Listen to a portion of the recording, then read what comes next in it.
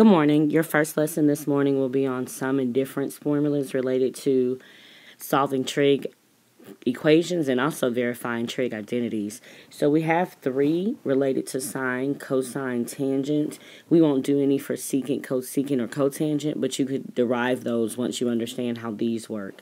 So the sine of a sum or a difference of 2 different angles can be found by taking the sine of the first angle times the cosine of the second angle plus or minus the cosine of the first angle times the sine of the second angle. So you usually hear a chant of sine, cosine, cosine, sine, which represents sine of the sum or difference.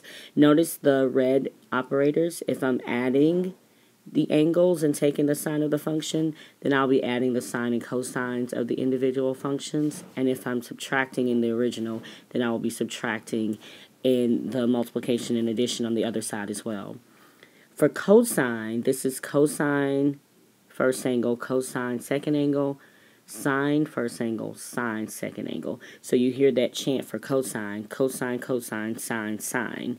But notice that the operators are reversed. If the angles are added, then when I use cosine, cosine, sine, sine, I'm subtracting. If the angles are subtracted initially, then when I use cosine, cosine, sine, sine, I'm adding. And then the tangent can be derived by dividing the sine of the sum or difference formula by the cosine of the sum or difference formula, and then we get tangent u plus or minus tangent v divided by 1 minus or plus tangent u tangent v. Again, these are identities you will need to commit to memory, but know that you can derive at least the tangent sum or difference formula if you know the sine, cosine formulas. So let's look at some examples. Why is this useful? Well, this one wants me to take the sine of 50 degrees times the cosine of 10 degrees plus the cosine of 50 degrees times the sine of 10 degrees. Notice that 50 degrees and 10 degrees are not on the unit circle. So that means that I can think of this in terms of an identity and rewrite it to evaluate it based on angle measurements that are part of the unit circle. If I remember that chant sine, cosine, cosine, sine, that lets me know that originally this was the same as the sine of 50 degrees plus 10 degrees. And I know it's plus versus minus because here this is the plus. And if you go back to that format, which is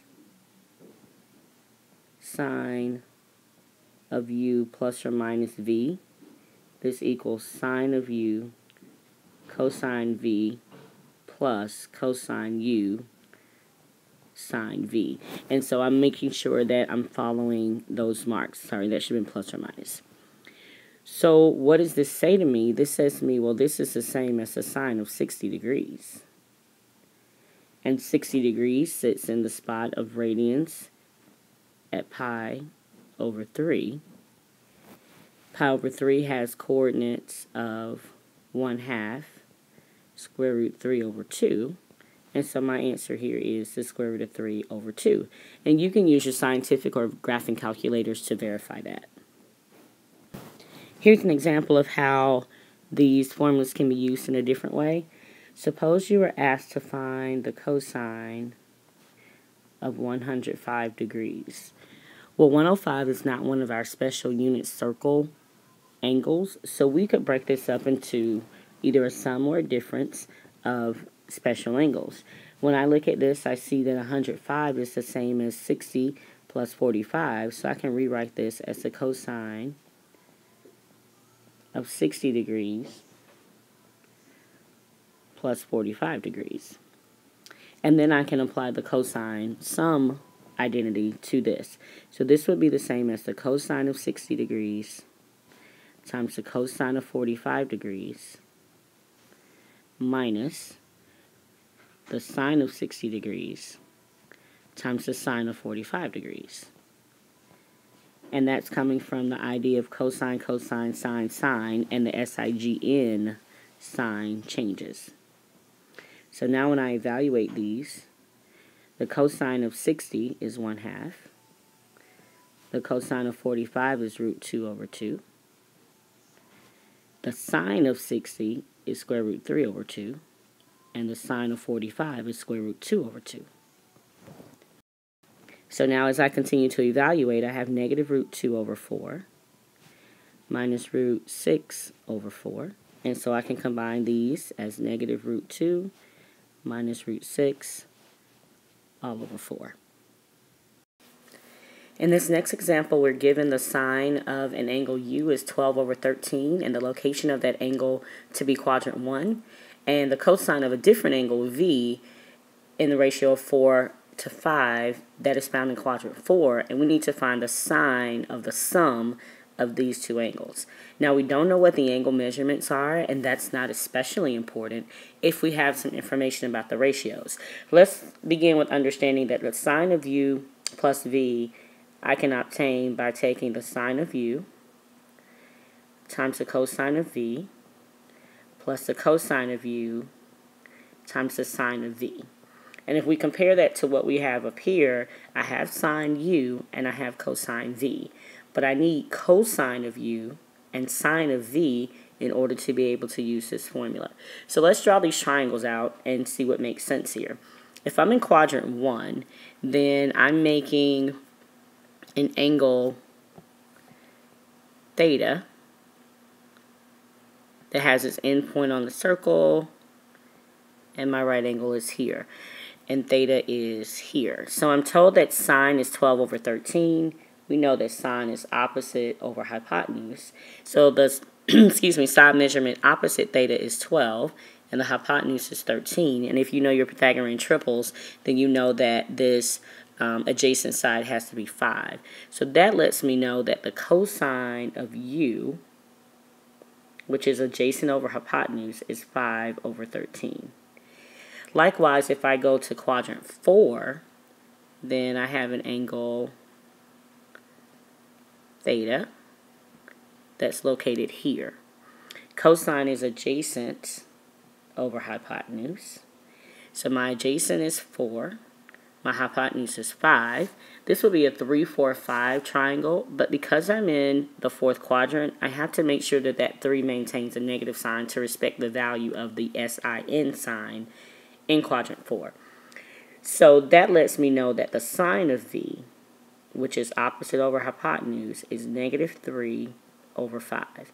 Now I have enough information to plug into my formula. I want sine of U, which is 12 over 13, times the cosine of V, which is 4/5, plus the cosine of U, which is 5/13, times the sine of V, which is negative 3/5.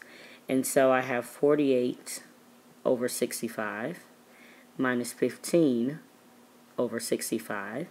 And so the result is 33 over 65. So even if I don't know the angles themselves, I can use what I know about right triangle trig and drawing triangles in the unit circle to find cosines, sine measurements of angles that I need, and still be able to use this sum formula.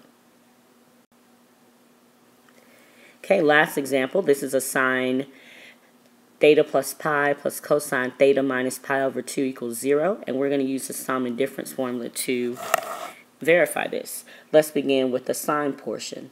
The chant is sine, cosine, cosine, sine. The SIGN signs stay the same. If you don't remember those chants, that's fine. You can find a different way or a different mnemonic to help you with that.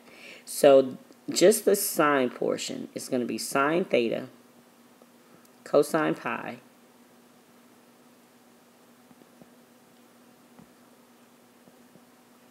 plus cosine theta, sine pi. And then I'm going to add to that the part for cosine, which will be cosine theta, cosine pi over 2, plus, because the SIGN signs have to be opposite, then it's going to be sine theta, sine pi over 2. And I'm hoping that when I finish, all of that equals 0. Remember, with verifying identities, we say only on one side of the equation, and we try to show that by simplifying algebraically, it will give me the value that's on the other side. Now, sine of theta, I don't know what theta is, so I can't evaluate that. But the cosine of pi is -1. So this section becomes negative sine theta. Cosine of theta, I'm not sure, but the sine of pi is 0. So this part just becomes 0. Here in the second set of parentheses, I have cosine theta times cosine pi over 2. I'm not sure what cosine of theta is, but cosine of pi over 2 is 0. And then I have plus sine theta times sine of pi over 2. Well, that's just plus sine theta, since sine of pi over 2 is 1. Let me go back and deal with this part. This is 0. I wrote theta. Apologize for that. And I want to know if that equals 0. So essentially, I have negative sine theta plus sine theta. And I want to know if that equals 0. Of course it does. Anytime I add two opposites together, it's done. And so that proof has been, the identity has been verified. So this ends the session on sum and difference formulas. The next one you will watch will be on double angle formulas. And I hope to see you guys on Wednesday. Enjoy your day off from school.